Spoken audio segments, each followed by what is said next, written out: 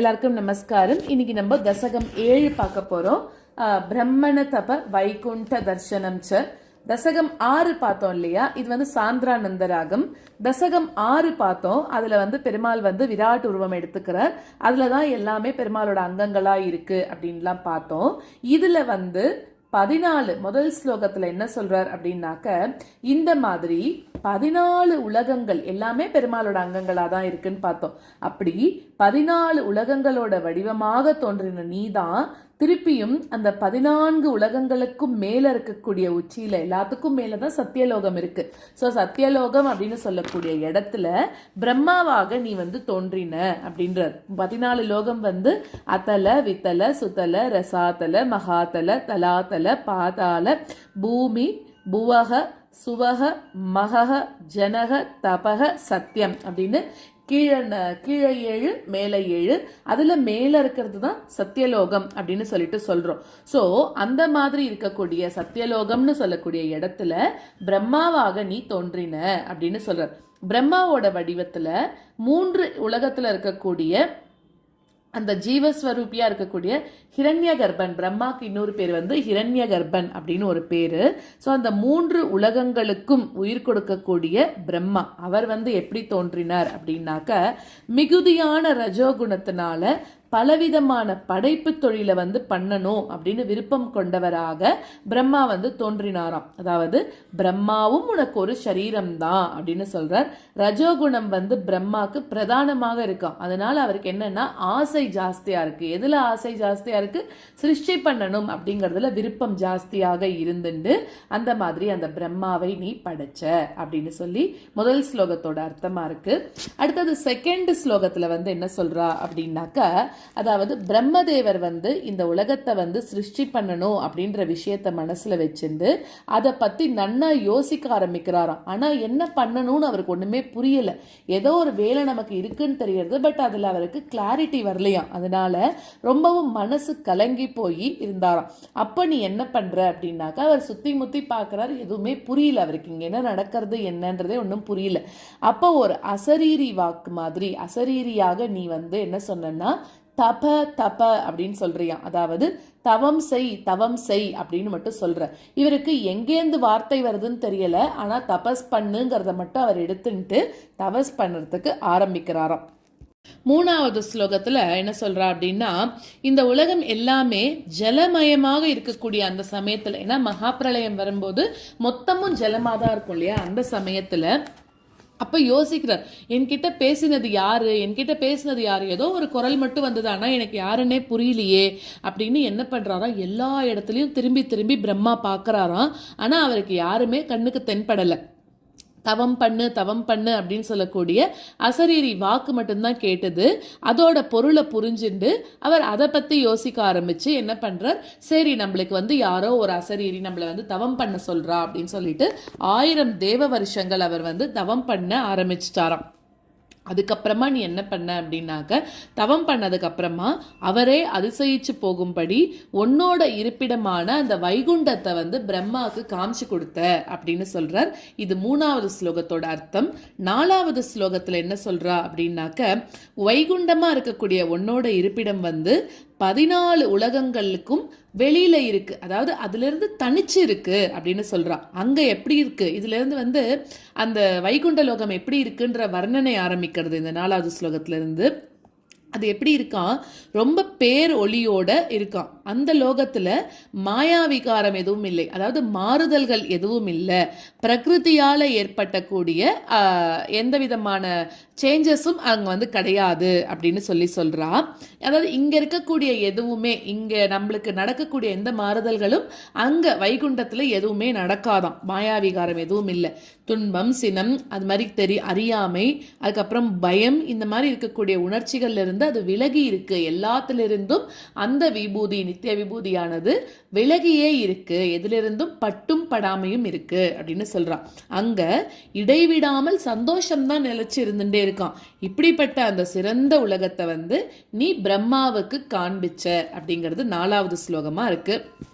அடுத்தது 5வது ஸ்லோகத்துல பார்க்கும்போது அந்த வைகுண்ட லோகம் எப்படிப்பட்டதுன்னா பாவங்கள் எல்லாத்தையும் நீக்கக்கூடிய அந்த வைகுண்டம் அப்படின்னு சொல்லக்கூடிய உன்னோட இருப்பிடத்துல எல்லாரும் எப்படி இருப்பா அப்படின்னாக்க 4 கைகளோட அங்க எல்லாரும் இருப்பாளாம். அவெல்லாம் யாருன்னா முக்தி பெற்றவா, அவ தான் அந்த வைகுண்டத்துல இருக்க முடியும். அவளுக்கு திருப்பி பிறப்பு அப்படிங்கறதெல்லாம் ஒண்ணுமே கிடையாது இல்லையா. சோ நித்தியசூரிகள்லாம் இருக்கக்கூடிய லோகம் தான் அந்த வைகுண்டம்ங்கிறது. அவளால பிரளயத்துல அழிஞ்சு போகவும் முடியாது, திருப்பி வந்து பிறக்கிறதும் கிடையாது அப்படின்னு சொல்லி இருக்கிறது தான் அந்த வைகுண்ட லோகம். அங்க எல்லாருமே ஒன்ன போலவே 4 கைகளோட இருக்கலாம். அங்க இந்திரநீல மணி மாதிரி நல்ல தேஜஸோட அவ எல்லாரும் இருக்கலாம். நல்ல நல்ல விமானங்கள்ல வாழ்ந்துட்டு இருக்கா. அவ எல்லாருமே ஒன்ன மாதிரியே தெய்வத்தன்மையோட இருந்துட்டு இருக்காளாம். அவளோட பக்தியால, அதாவது நிறைய பக்தி யோகம் எல்லாம் பண்ணி அவளுக்கு அந்த பதவியானது கிடைச்சிருக்கான். அங்க வந்து அந்த மாதிரி அவெல்லாம் இருக்கக்கூடிய ஒரு அழுக்கில்லாத அந்த வைகுண்ட லோகத்துக்கு பல்லாண்டு, அதாவது வைகுண்ட ரூபம் ஜெயேத் அப்படின்னாக்க அந்த வைகுண்ட லோகமானது சிறந்து விளங்கட்டும். அங்க இருக்கக்கூடிய நித்தியசூரிகளுக்கு பல்லாண்டு, வைகுண்ட லோகத்துக்கு பல்லாண்டு அப்படின்னு சொல்லி 5வது ஸ்லோகத்தை பூர்த்தி பண்றார். இப்போ நம்ம மேற்கொண்டு 1லிருந்து 5 வரைக்கும் இருக்கக்கூடிய ஸ்லோகங்களை கத்துக்கலாம். ஏவம் தேவ சதுர்தசாத்மக ஜகத் ரூபேன ஜாதஃப் புனஹ தஸ்யோர்த்வம் खलु सत्यलोकनिलये जातोसि धाता स्वयं यं शंशन्ति हिरण्यगर्भमखिल त्रैलोक्य जीवात्मकं यो भूत स्पीत रजो विकार विकसन् नाना सिसृक्षारसः एवं देव चतुर्दशात्मक जगत् रूपेण जातः पुनः एवं देव चतुर्दशात्मक जगत् रूपेण जातः पुनः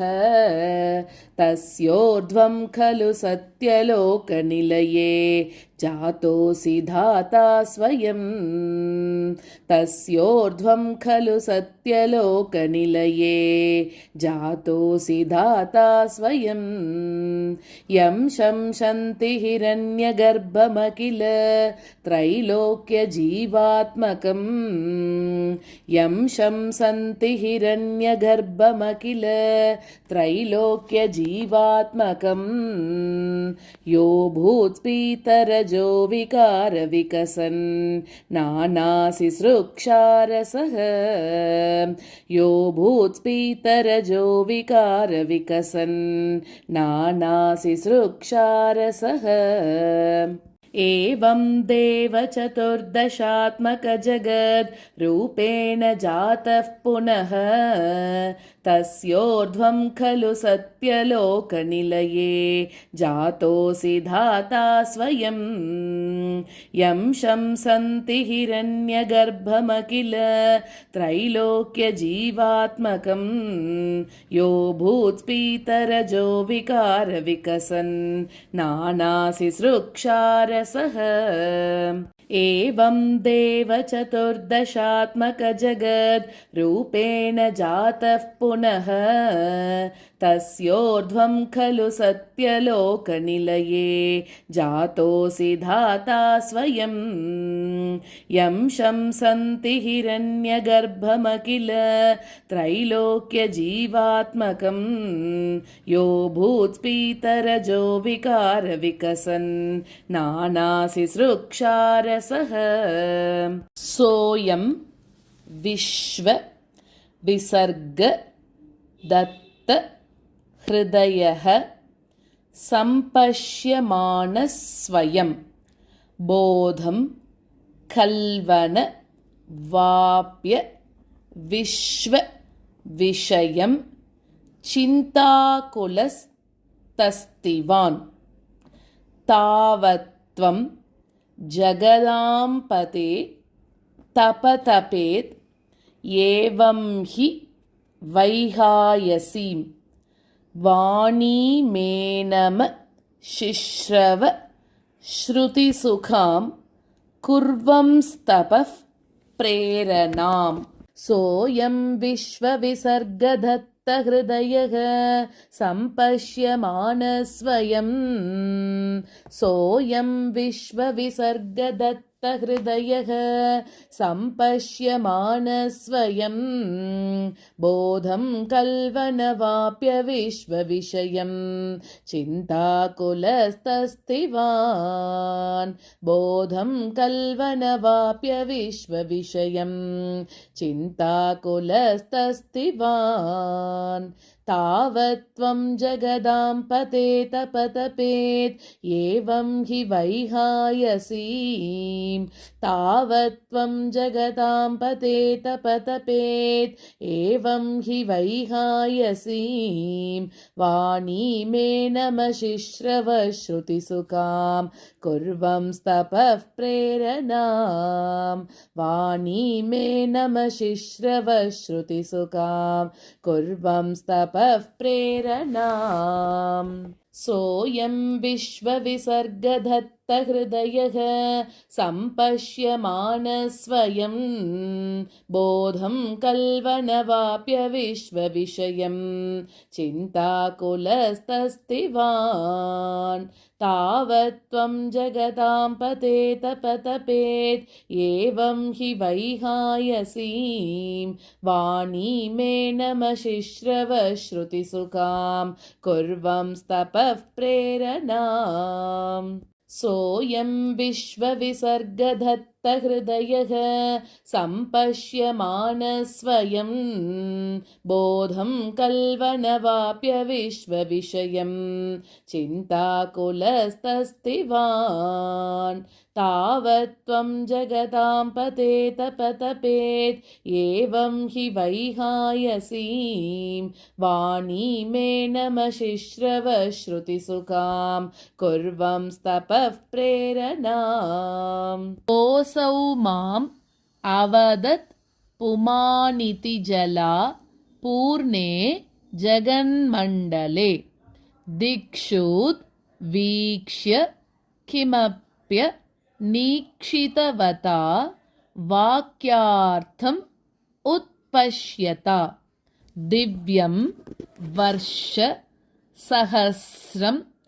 आत्तपसा तेन त्वम् आराधितः तस्मै दर्शित वानसि स्वनिलयं वैकुण्ठम् एकाद्भुतम् कोऽसौ मामवदत् पुमानिति जला पूर्णे जगन्मण्डले कोऽसौ मामवदत् पुमानिति जला पूर्णे जगन्मण्डले दिक्षोद्वीक्ष्य किमप्यनीक्षितवता वाक्यार्थमुत्पश्यता दिक्षोद्वीक्ष्य किमप्यनीक्षितवता वाक्यार्थमुत्पश्यता दिव्यं वर्षसहस्रमात्ततपसा तेन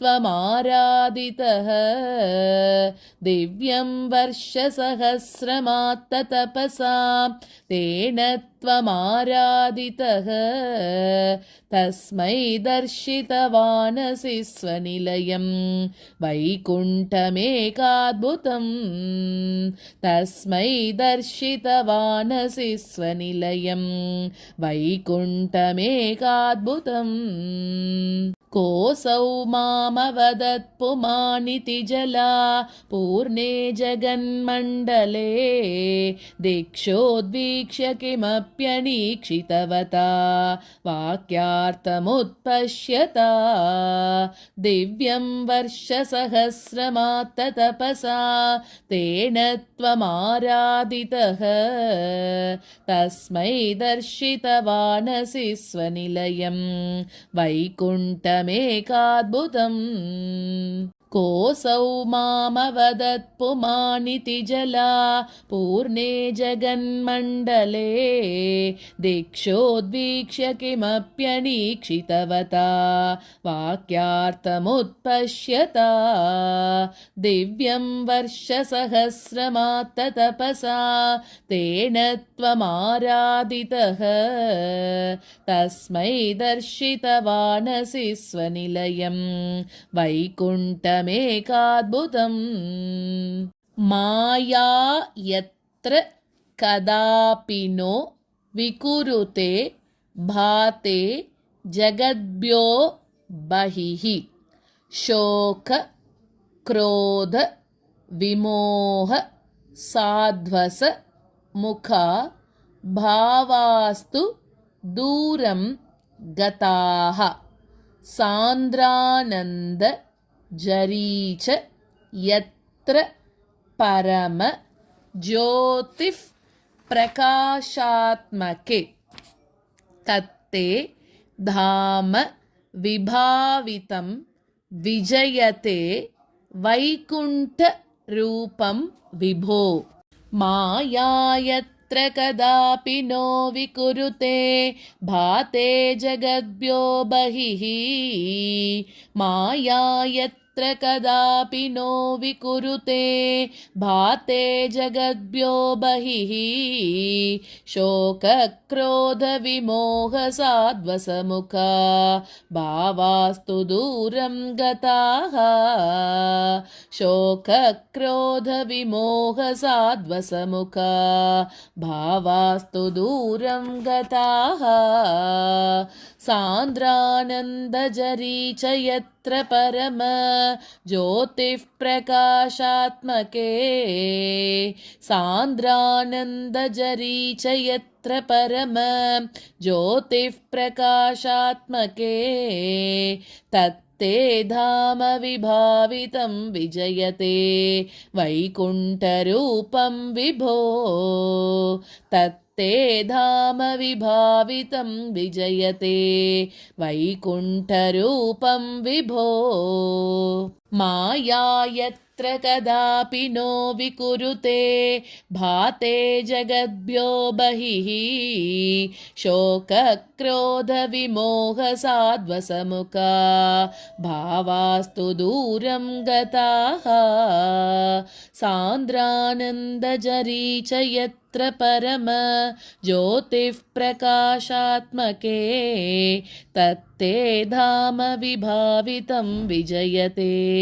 वैकुण्ठरूपं विभो माया यत्र कदापि नो विकुरुते भाते जगद्भ्यो बहिः शोकक्रोधविमोहसाध्वसमुखा भावास्तु दूरं गताः सांद्रानन्दजरी च यत्र परम ज्योतिः प्रकाशात्मके तत्ते धाम विभावितं विजयते वैकुण्ठरूपं विभो यस्मिन्नाम चतुर्भुजा हरिमणि श्यामावदा तद्विशो नाना भूषण रत्न दीपित दिशो राजत् विमानालयाः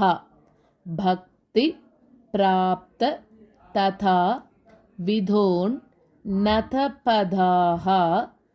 दीव्यन्ति दिव्या जनाः तत्ते धाम निरस्त सर्वशमलं वैकुण्ठ रूपं जयेत् यस्मिन्नाम चतुर्भुजा हरिमणि श्यामावदा तद्विशो यस्मिन्नाम चतुर्भुजा हरिमणि श्यामावदा तद्विशो नानाभूषणरत्नदीपितदिशो राजद्विमानालयाः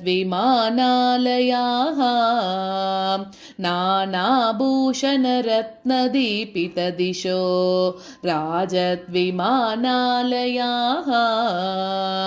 भक्तिप्राप्ततदाविदोन्नतपदाः दीव्यन्ति दिव्या जनाः भक्तिप्राप्ततदाविदोन्नतपदाः दीव्यन्ति दिव्या जनाः तत्ते धाम निरस्तसर्वशमलं वैकुण्ठरूपं जयेत् तत्ते धाम निरस्तसर्वशमलं वैकुण्ठरूपं जयेत् यस्मिन्नाम चतुर्भुजा हरिमणि श्यामावदातद्विषो नानाभूषणरत्नदीपितदिशो राजद्विमानालयाः भक्तिप्राप्ततदाविदोन्नतपदाः दीव्यन्ति दिव्या जनाः तत्ते धाम निरस्तसर्वशमलं वैकुण्ठरूपं जयेत् यस्मिन्नाम चतुर्भुजा हरिमणि श्यामावदातद्विषो नानाभूषणरत्नदीपितदिशो राजद्विमानालयाः भक्तिप्राप्ततदाविदोन्नतपदाः दीव्यन्ति दिव्या जनाः तत्ते धाम निरस्तसर्वशमलं वैकुण्ठरूपं जयेत्।